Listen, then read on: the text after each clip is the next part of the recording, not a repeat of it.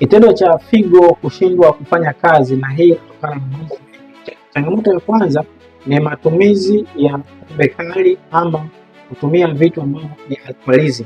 Lakini sababu ya pili ni utumiaji ama ulaji vyakula vya protini nyingi kupita kiasi, inapelekea figo pia inaweza kafeli. Lakini jambo la tatu ni kutumia matumizi ya dawa mrefu, hususan dawa zenye kemikali, maradhi kama vile changamoto ya kisukari, changamoto ya presha, za watu ambao wanatumia dawa kwa ajili ya kupunguza maumivu ya viungo mifupa. Sasa hii inapelekea kwamba figo inashindwa kufanya kazi kulingana na utendaji usio,